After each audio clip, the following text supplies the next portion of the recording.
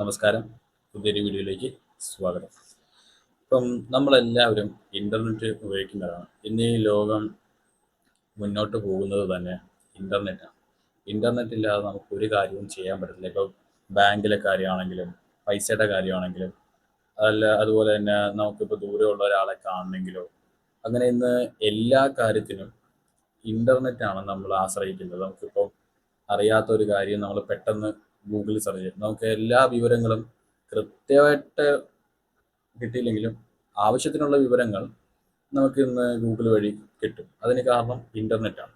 അപ്പോൾ ആ ഇൻ്റർനെറ്റ് ഒരുപാട് ശക്തമാക്കാൻ വേണ്ടിയിട്ട് ഇപ്പം എല്ലാ രാജ്യത്തിലും ഗവൺമെൻറ് ശ്രമിക്കുന്നുണ്ട്. ഞാൻ കഴിഞ്ഞ ഒരു വീഡിയോയ്ക്കകത്ത് പറഞ്ഞ D2M, ഡയറക്റ്റ് ടു മൊബൈൽ. ഇപ്പോൾ എല്ലാ വീടുകളിലും ഇൻ്റർനെറ്റ് ഫെസിലിറ്റീസ് വേണം എന്നൊക്കെയാണ് പറയുന്നത്. അപ്പോൾ ഇൻ്റർനെറ്റ് ഇന്ന് നമ്മുടെ ജീവിതത്തിൻ്റെ ഒരു ഭാഗമാണ്.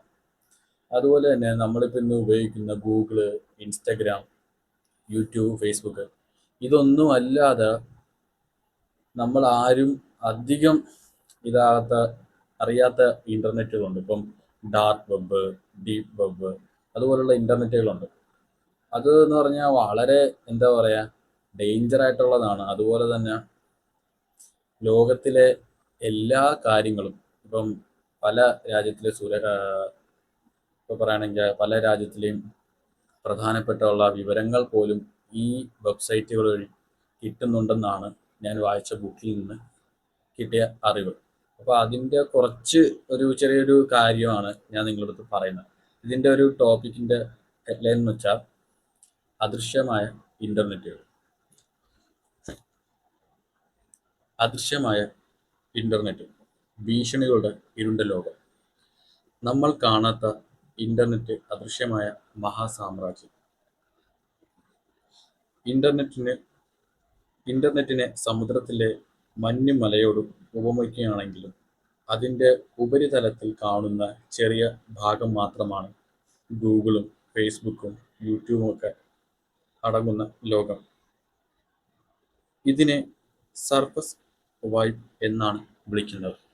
ഈ മഞ്ഞുമലയുടെ അടിയിൽ അതിനെ ബലപ്പെടുത്തുന്ന ഇത് വെള്ളത്തിൻ്റെ അടിയിലുണ്ട്. ഇപ്പം ചെറിയൊരു വെള്ളത്തിൻ്റെ പുറത്ത് ചെറിയൊരു മഞ്ഞാണെങ്കിൽ അതിനെ അടിയിൽ ഉറപ്പിച്ചു നിർത്തുന്ന വലിയൊരു എന്താ പറയുക അടിത്തറയുണ്ട്. അതാണ് ഈ ഡാർക്ക് വെബും ഡീപ്പ് വെബും. ഇപ്പം ഈ ഗൂഗിളും ഫേസ്ബുക്കും യൂട്യൂബും ഒന്നുമല്ല. അതൊക്കെ വെറും ഒരു എന്താ പറയുക ചെറിയൊരു ഭാഗം മാത്രമാണ്.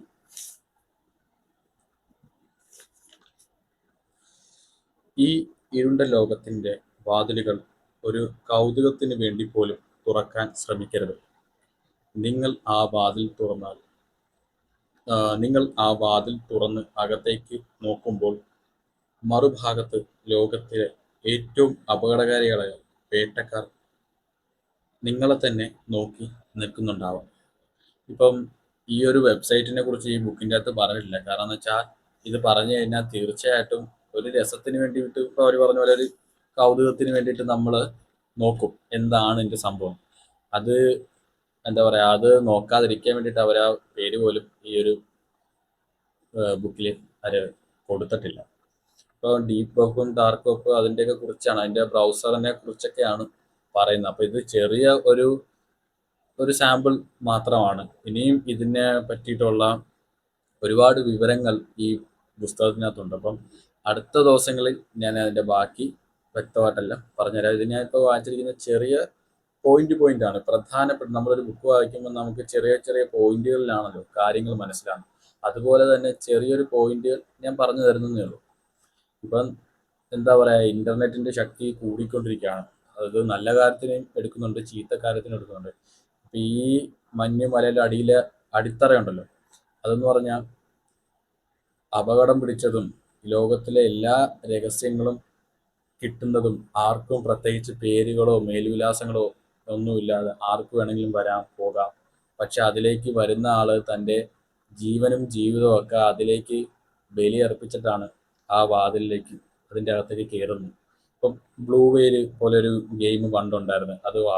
ഇതിന് സമാനം തന്നെയാണ് ബ്ലൂ വെയിൽ. ഇതിനെക്കുറിച്ച് പറയുന്നുണ്ട്.